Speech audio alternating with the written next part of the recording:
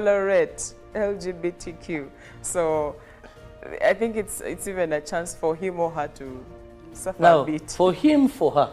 That's why, okay, after changing it's she, but by natural birth it was a he.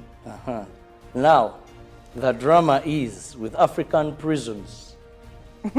It might be a life-changing experience.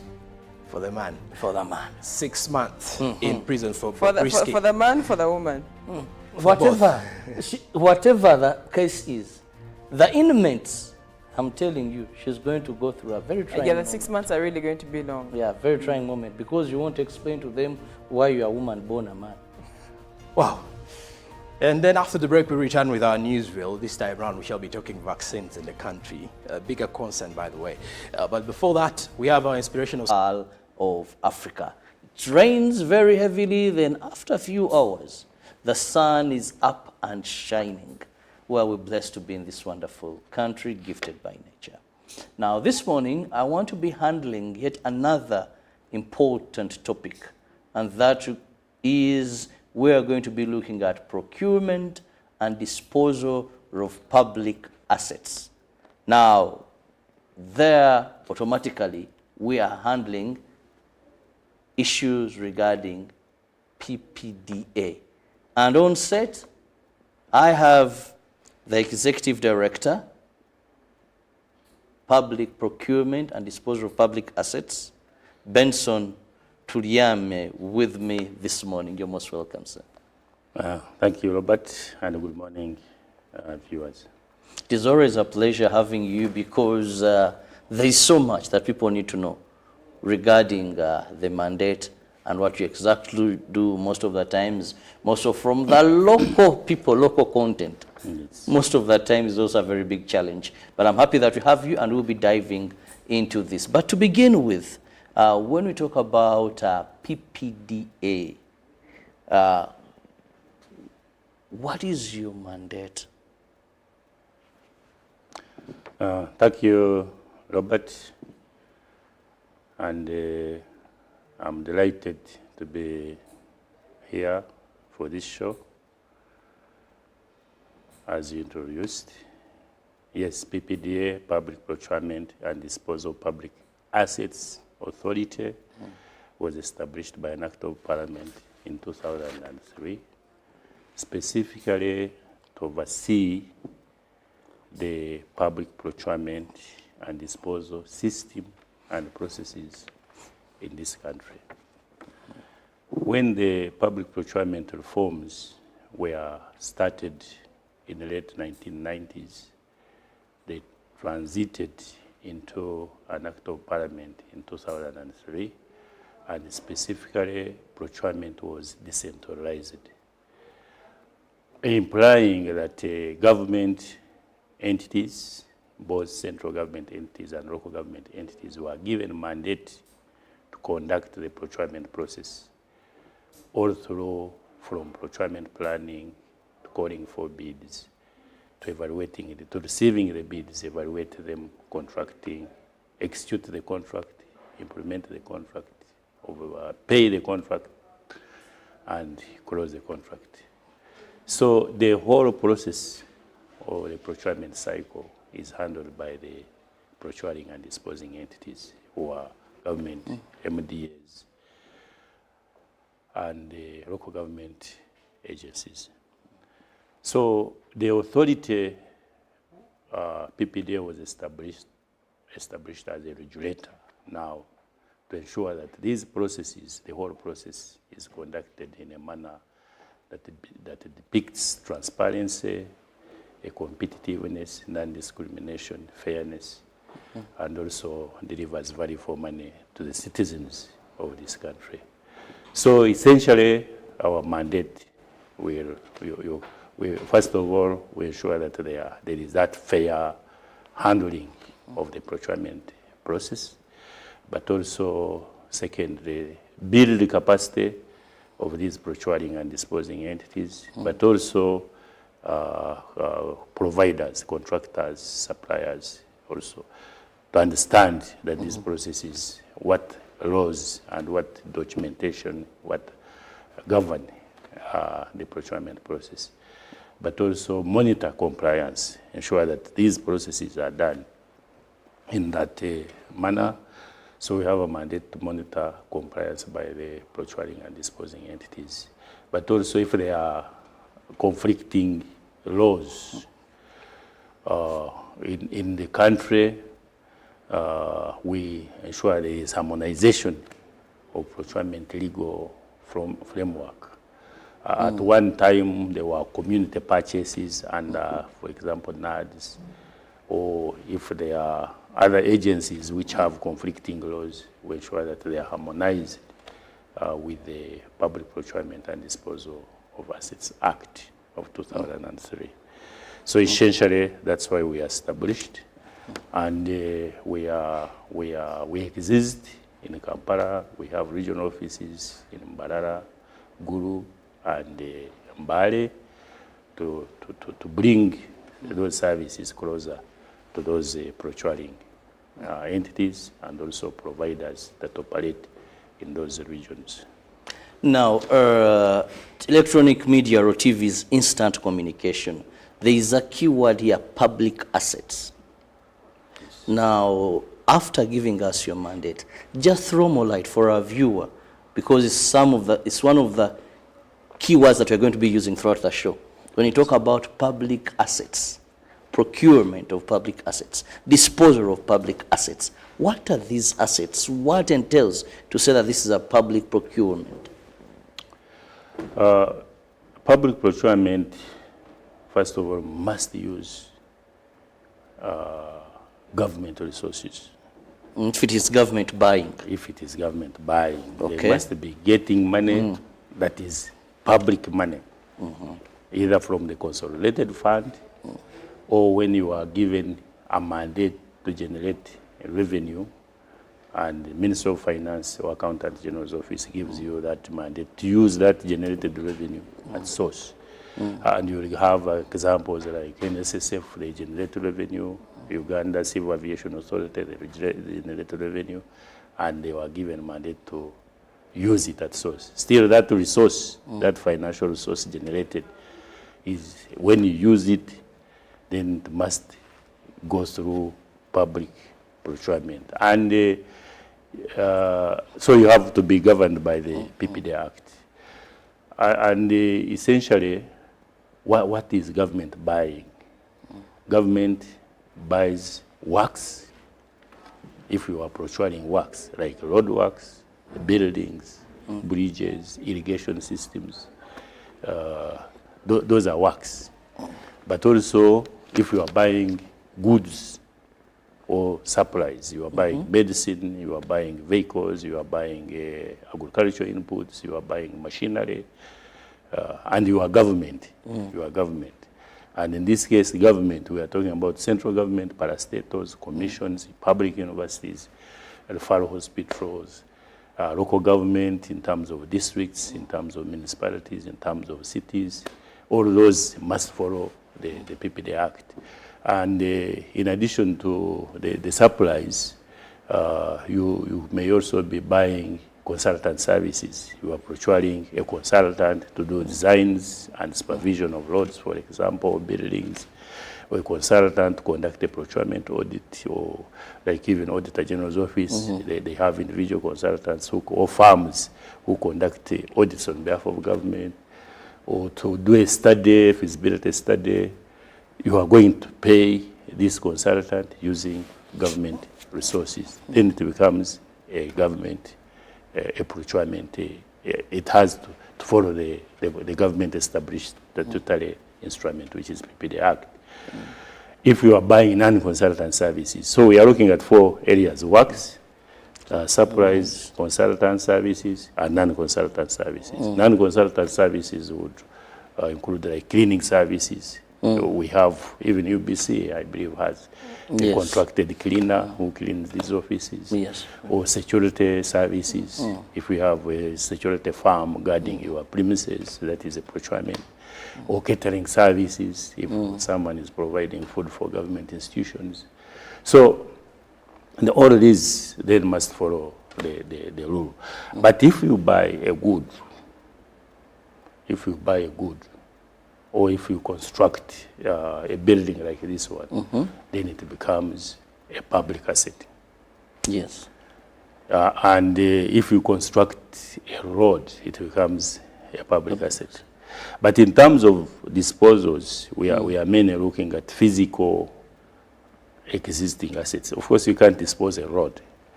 But if government buys land, a plot, now it becomes or owns the land, and you want to sell it, then you have to use the disposal processes of government. If we have procured this furniture at one time, this furniture, you say, maybe it has served the purpose and I need to sell it, or the vehicles especially. Also, yes, vehicles. Yeah, vehicles, more especially the rich, and the government says you have driven this vehicle 200,000 kilometers, or for 5 years, it is due for disposal. The value is zero, and even if it is not zero, then you go through a disposal process that require valuation. And when valuation is done by a competent authority. If it is land, you are talking about government chief valuer. If it is, if they are vehicles, for example, then you are talking about chief mechanical engineer and the Ministry of Works. Then they put a value. But within the entity itself, you have what we call boards of survey. Boards of survey, they identify, they will come here and say, these desks need to be disposed of, these vehicles need to be disposed of, these computers need to be disposed of. Then you call a valuer to value these assets. And when they are valued, there are many disposal types. Disposal methods, it can be through public sale to public officers, for example. If they are of value, and you think by disposing these laptops, they will help Mr. Cherabo to continue doing work at UBC. If they are, if it is a land or a building like this one, then you must get approval from Minister of Finance, because all government assets are assets of the Minister of Finance. So the minister must give you an approval that you dispose as, and then you go, either you advertise through public advertising, and people bid, and you dispose of that asset. And now, ED, before even we go so much into local content and special interest groups, there's been a common belief, and sometimes people attributing it to slowed projects, that the PPDA process is very long. It derails sometimes a number of projects.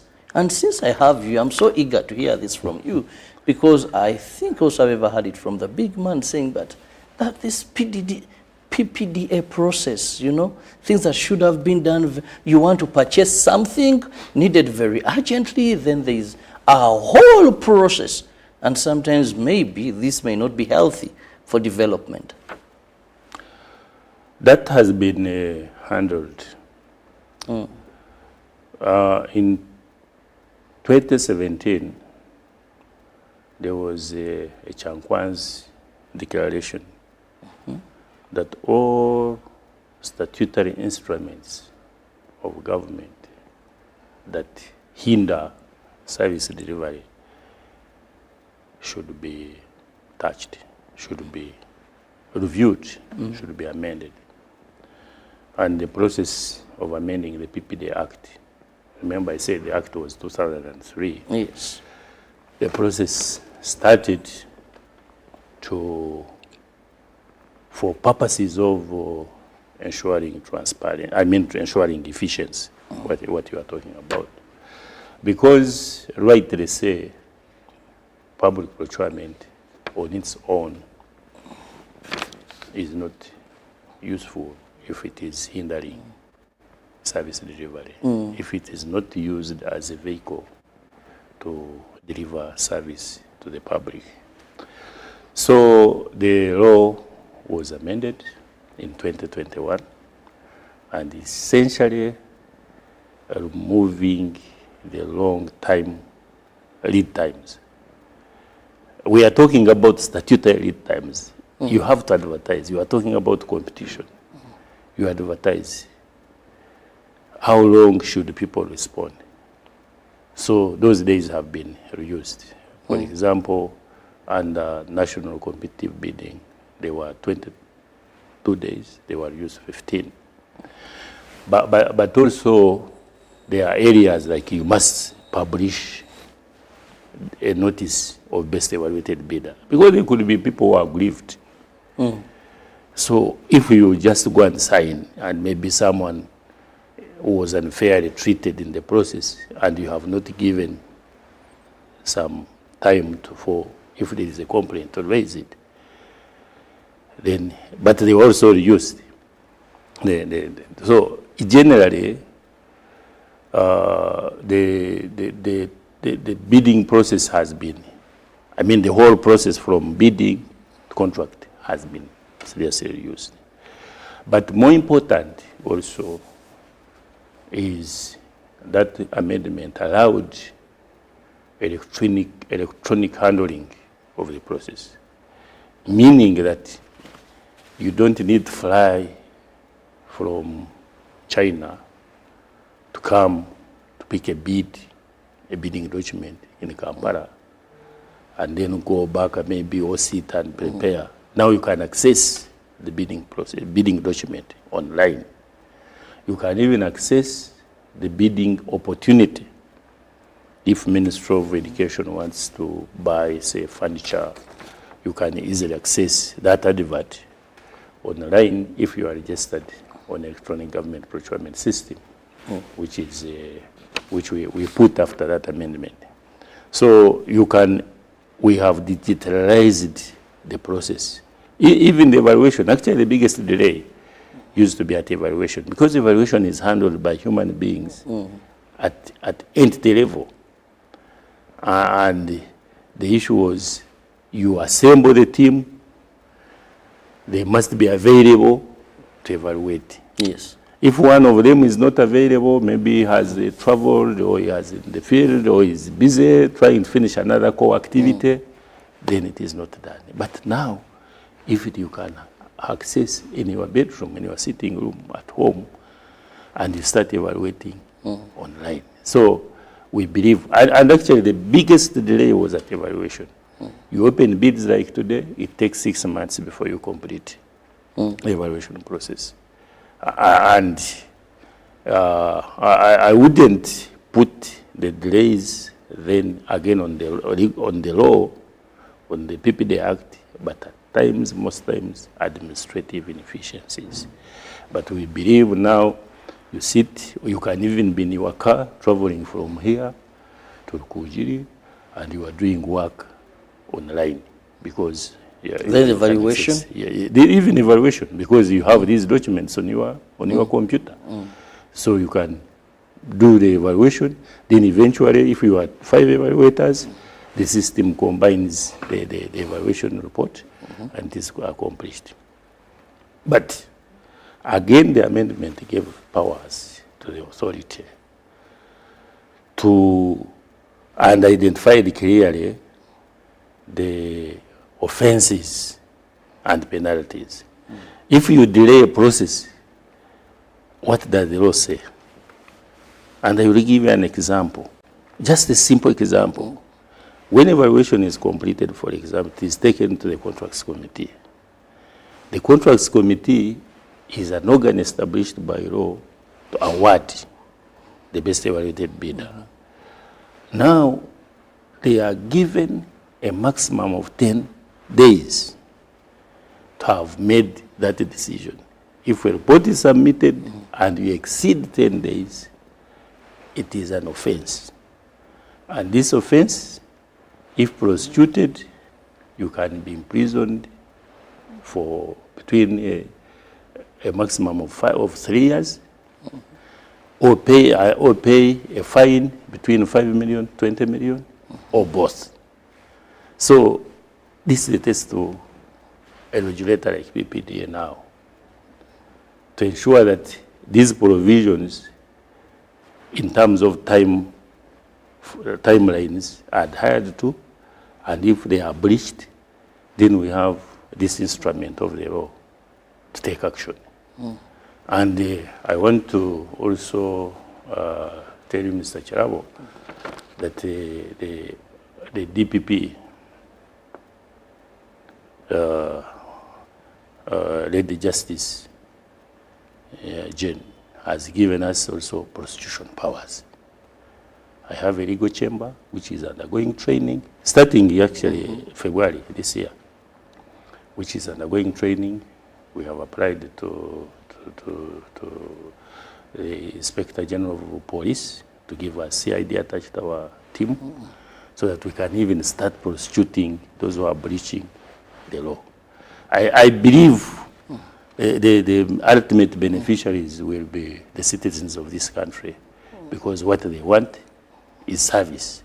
You want to deliver a road, it has taken 2 years. Who is hurt? They are users of the road. You want to do a health service, a health center, the health center has taken so long because the contractor is not delivering, or the procurement itself has not delivered the contractor. So we have now instruments that we are going actually to test. And maybe now that the viewers are seeing me. Unfortunately, Ugandans are no longer excited of good laws and structures, because we are a country that have a number of very good laws and policies. They are only eager or excited to see prosecution taking place. And I hope that this will not just be a law like we have so many that have not been implemented, most when it comes to issues like delays, corruption. Yes, we tend not to see such laws being enforced seriously, or to the latter. People have scapegoats here and there. But we hope with public procurement and disposal of public assets, now that you said, the DPP even gave you and the people undergoing training, I'll be very excited. And please never fail to let me know, so that our team can cover this. Wait, just keep watching. We'll be very excited to report about that. Now, let's go to an element of local content in public procurement. We've most of the times seen our people in various businesses, most of the private sector that want to do business with government, when they will tell you that they are not that favored so much. They're not that favored so much. So how or what measures have you put in place to support local content? Thank you, Robert, again. We, especially us who are in the leadership of government and have a role to play, we will never develop this country if there is total dependence on foreigners. And this, you can even reflect what was happening during COVID, when actually we couldn't even import, even where we had money and we wanted to import, we were at the mercy of those exporters. And this calls for supporting our local facilities, focus import substitution, and this can be done. We can make a contribution through public procurement. Why? Because more than 60% of our budget, that Honorable Matia Kasaji is going to read soon, 60%, between 60 and 70% is spent on the public procurement. The other 4 areas I talked about. More than 60%. More than 60%. Government buying. Buying.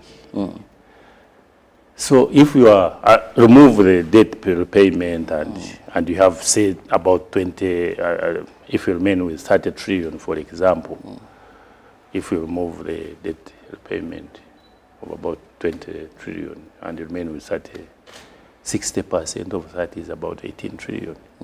Is used on roads, buildings, health centers, supplies.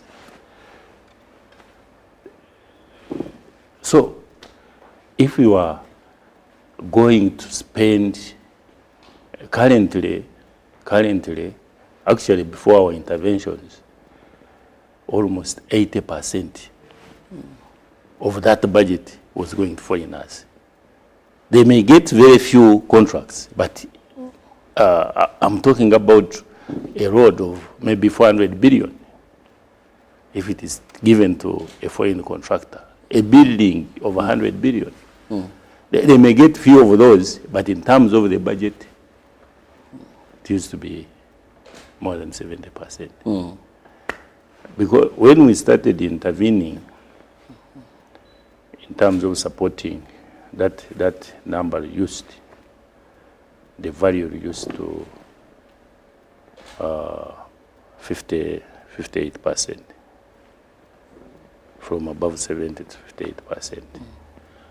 But come this year, we have emphasized other interventions, and I want to publicly thank His Excellency the President, because he has insisted on how are we supporting our local providers.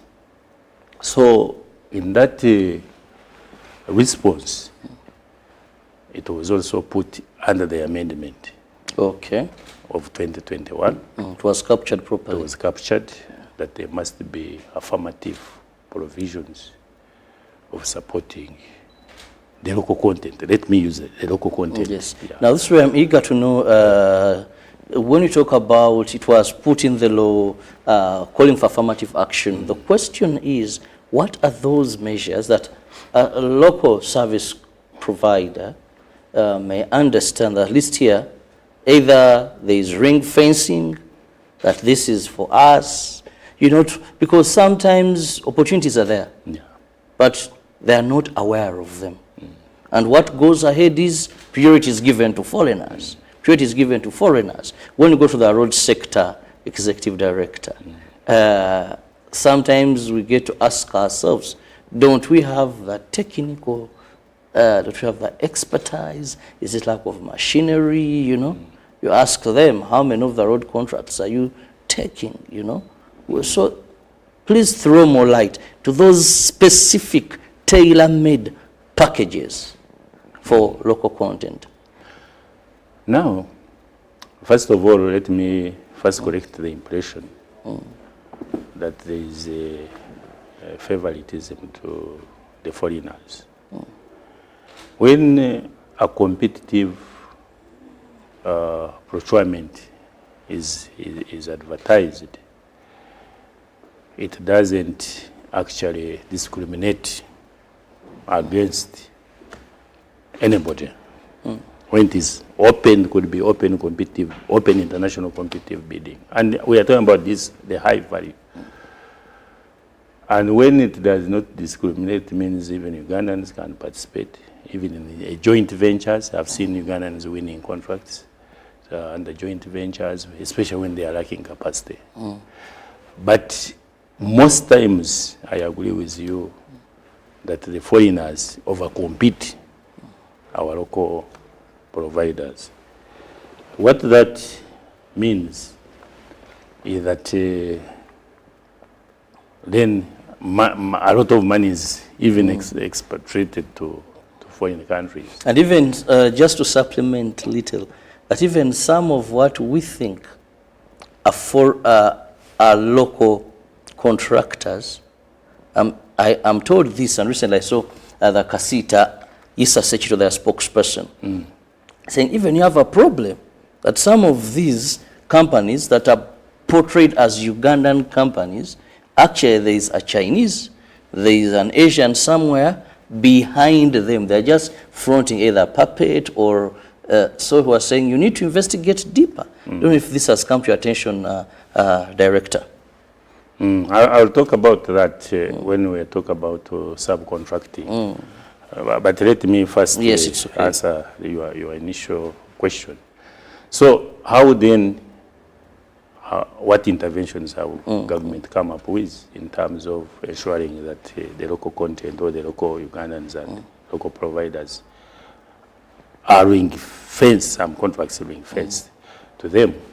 So in implementing the provisions of the Act, we have issued guidelines effective this year, actually, effective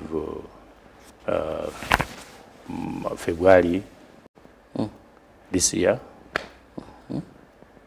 in terms of ring fencing specific contracts to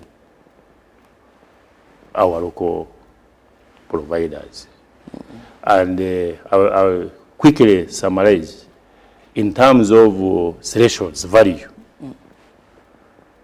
we have values that where we are saying no foreigner should participate. And this is for roadworks, this is up to 45 billion. If there is a roadwork up to 45 billion, we are talking about local providers. But the local providers are defined to mean Ugandans, those who are 100, okay, majority shareholders are Ugandans. We are talking about resident providers. You may not be Ugandan, but you have been operating and registered in Uganda. And we are saying we are trying to avoid those who come and register and become Ugandans. You must have been operating in that business for more than 10 years in Uganda. That's when you can qualify to be a resident provider. We are also saying, since we are the same East African providers, also have been operating that particular business in East Africa for more than 10 years. Now, how do we zero down again to Ugandans? If a roadwork is up to 15 billion, then it must be, the competition must be only to Ugandans. The first you said 49? 45. 45, Yeah. that is everybody can participate as long as you are a local provider in those three categories. Yes. No foreigner. But up to 15, it has to be only Ugandans, Ugandan registered companies. And the other works, so we have those thresholds in terms of all different procurements, all different types of procurement, works, supplies, and consultant services. So that is the first. What is intention? Intention is that we build the capacity of these local companies in terms, so that they can be able to compete for bigger jobs. But secondly, we are saying if you are a foreign contractor and you have been awarded a contract in Uganda, of course above those thresholds, because you wouldn't participate in yes, you're not in the 45 billion, you're not in the 15 billion. Yeah. So you must be above 45 billion. About 45. There are those contracts. Yes. Which also our local providers can participate. But if they are competing with foreigners and the foreigner wins, they must subcontract up to a minimum of 30%. This roadwork is 100 billion. So we are saying you have won it as a Chinese company. 30 billion, a minimum must benefit a local provider, a Ugandan provider. And this is very good because there will be skills transfer, there will be capacity building of these local Ugandans. There will also be some income to Ugandans. 30 billion out of 100 billion is quite good lump sum. So that is how we are providing ring fence. But another ring fence, especially to address the first point I made of the import substitution and promoting our local manufacturers who have invested in this country, we have identified products that the government agencies must buy in this country. And these include uniforms and clothing materials. We buy a lot of, we spend a lot of money. The army, the prisons, the police, the medical sector, they buy a lot of the uniforms and clothing materials. Hospitals who are buying bed sheets or whatever, they must buy them from our local manufacturers. We have cables and electricals. We are promoting those manufacturing facilities. We have medicines. The last time we did a study, 46 medicines were being manufactured in this country. So NMS, as the chief buyer, must buy these 46 medicines in this country. They can only import what is not manufactured here. So this really promotes even the integrated systems, because if we are buying medicine here and there is boost, even the packaging materials, which NMS is not buying, but they are used by these manufacturing facilities to pack, it will also expand. Then the other one is motorcycles. We are trying to promote also import substitution in terms of assembling motorcycles in this country. We also, there are what they call walking tractors to improve the agricultural sector. Yeah, sector. I saw a number of them under NUSAF in northern Uganda. We are talking about wood and wood products. You buy a lot of furniture. Furniture, yes. I'm happy. The one I'm seated on is made in Uganda. So we are promoting that. We are also talking about printing services. These must be done here. First, it will create employment to our Ugandans. It will also increase the household income and also expansion, capacity expansion of these manufacturing facilities, because the government is the biggest market of these manufactured products.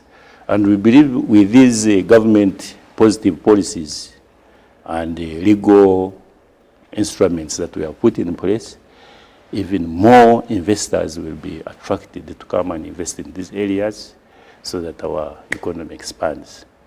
That is the second area, which is very, very critical in terms of promoting manufacturing facilities. But leave alone that, in addition to that, we are saying if you are constructing this building, you are going to use cement.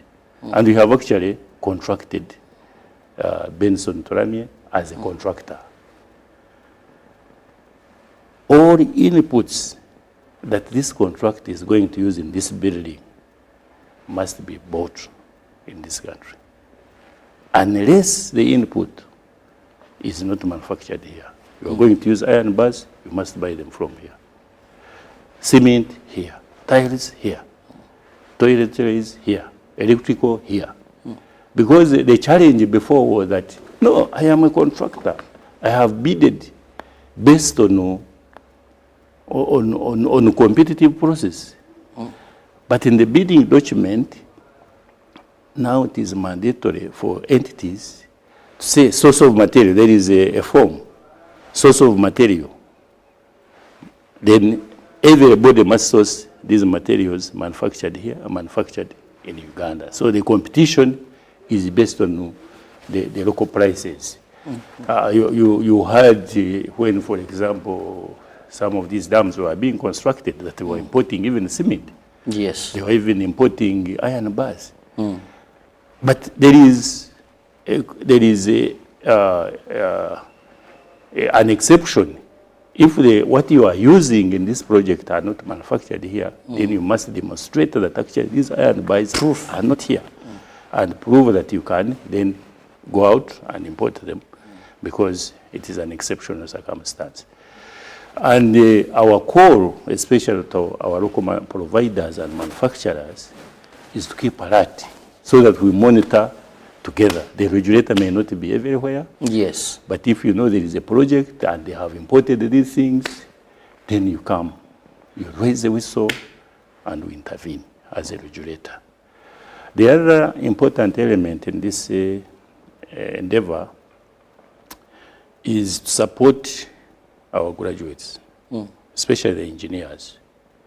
And we have put a provision, a mandatory provision, that if you are a government contract, irrespective of who has won this contract, whether it is a foreigner or a local, you must employ graduate trainees. And we are saying if you have 30 engineers on your project, you must employ, the ratio is 1 to 4.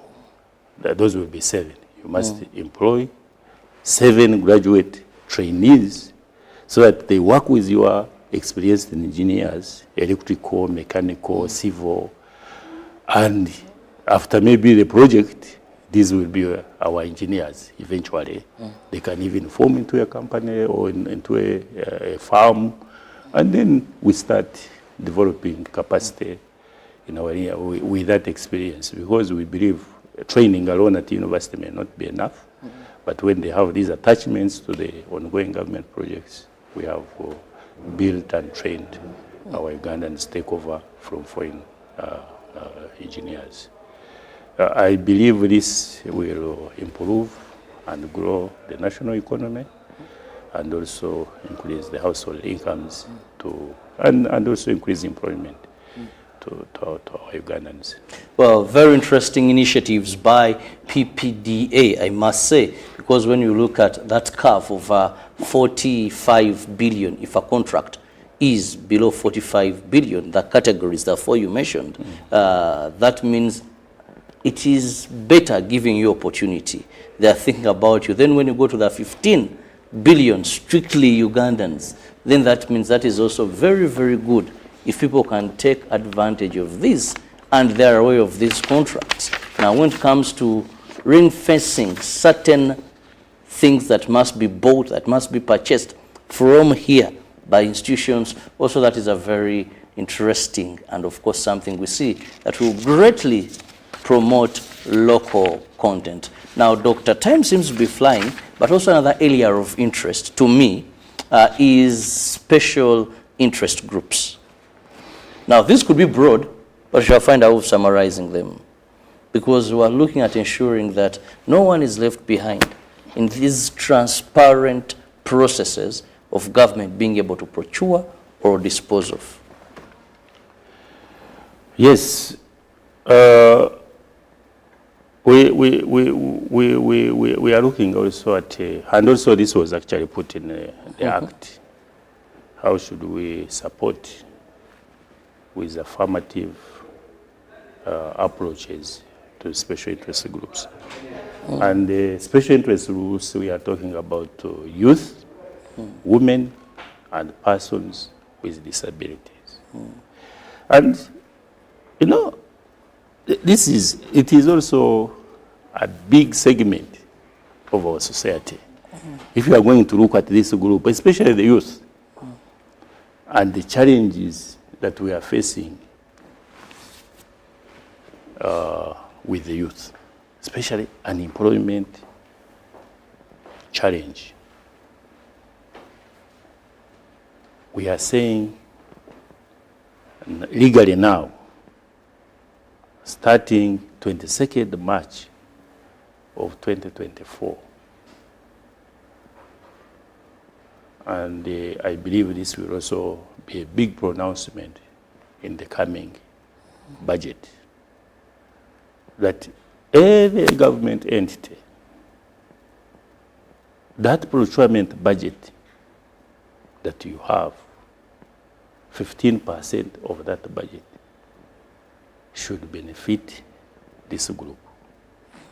And the government entities must demonstrate that actually this group has got 15%. Where does it start? It will start by identifying those contracts within the procurement plan.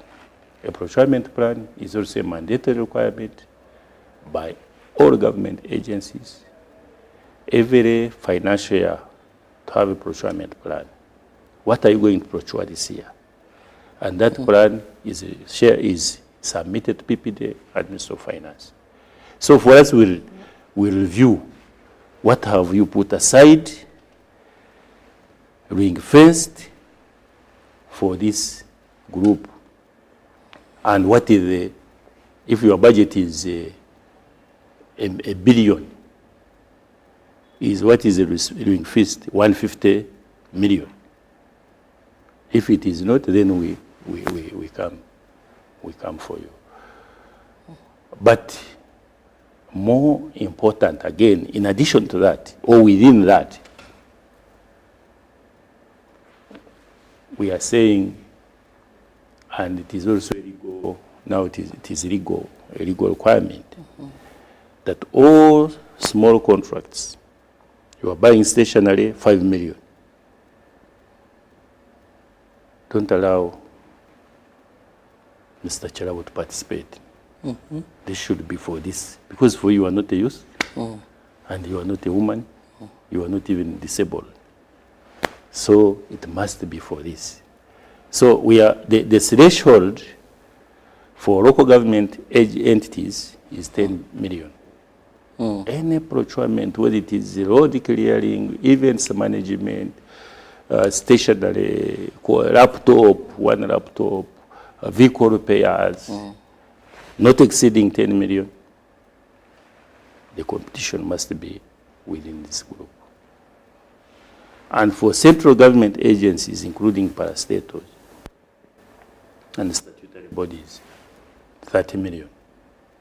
You are procuring 5 laptops worth 28 million. Competition is within this group. So to me, that affirmative action, especially to our women, it will definitely boost the household income. What are we doing as PPDA? PPDA is facilitating registration so that if you are in Koboko, you don't say, PPDA, you are saying we provide contracts to these, but I don't see them. Yes. So also go to our register of providers and you will get this group registered as such to participate in this group. Because most of those small contracts are really, they don't advertise them. They are restricted, they use restricted bidding because they are fall within the threshold of this restricted bidding. So whom have we invited? Is it a registered association? And we are talking about also them get organized. They must register with your Uganda Registration Service Bureau because the government has to do business with organized and formal associations. But we are also not restricted only to URSB as firms, as companies. We are also defining the association, even those who are registered at the district as community-based organizations, or who are registered as circles. There could be an association of women registered as a circle. We are saying as long as we must have an account because the government is not going to give you cash. So these, we are also committed to training them on how to prepare bids, but also simplified the bidding document. Where at times they get scared by this is a huge document. The requirements are very prohibiting. So we say no, we are going to have simplified, but also the requirements will be simplified. We also call upon other government agencies to find interventions, how they can support, because someone will say, I don't have even capital. So government agencies who provide capital should be able, and also paying them in time.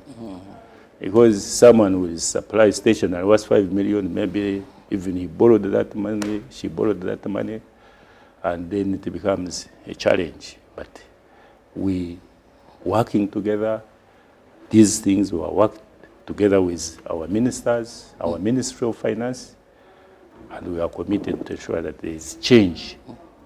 There is change, affirmative change, in terms of supporting special interest groups. Well, time seems to be done for us to be here, and I must let my guest this morning leave. But most important is that the Public Procurement and Disposal of Public Assets Authority, with the laws that mandate and govern it, have various initiatives aimed at promoting local content, but also when it comes to special interest groups, well, there's so much for you there. All you need to know is to have this information right and also be able to whistleblow where you feel that maybe a threshold where you're supposed to be protected, someone is using it. How come that a foreign investor is taking over a contract that is 45 billion and below? How come do we see that person in a contract that is 15 million and below? So know your abilities rather than lamenting. Visit them. Get to know. You're in business. Get to know what must you have to be able to do business with government. Have a lovely day. See you tomorrow, God willing, for God and my country. Live from UBC Studios in Kampala, this is Good Morning.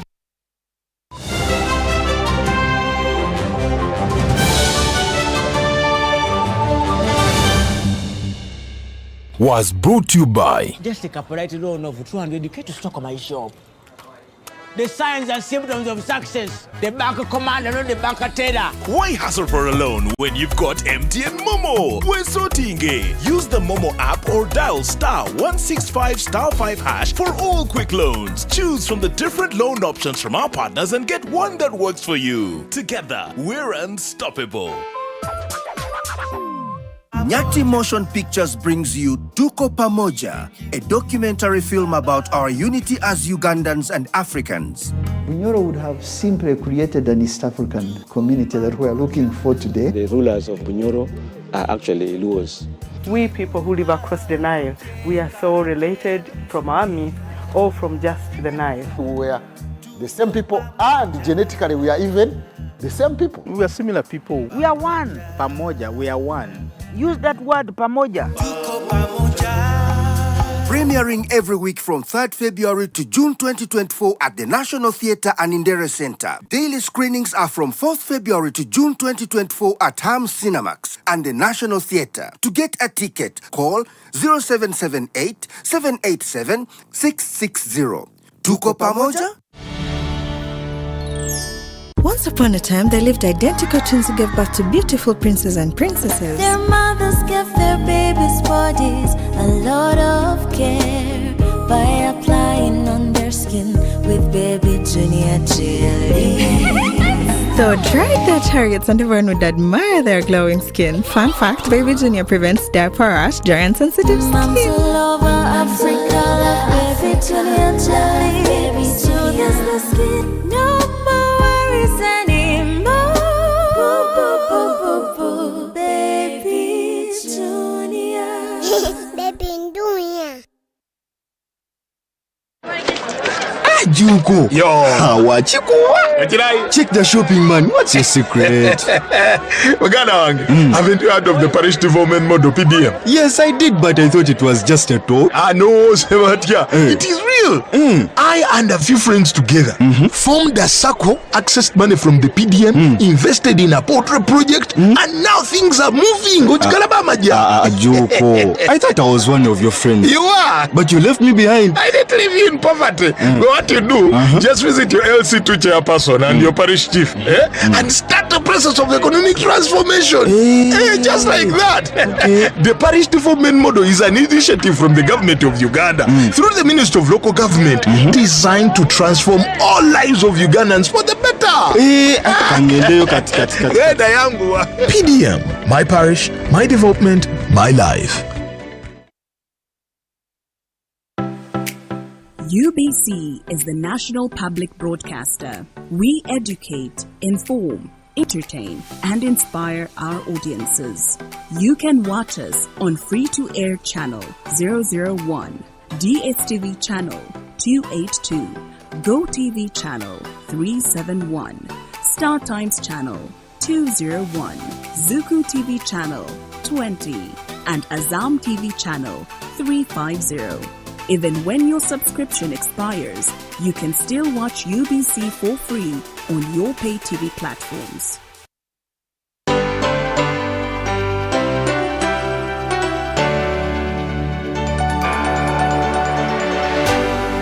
UBC, inspiring Uganda.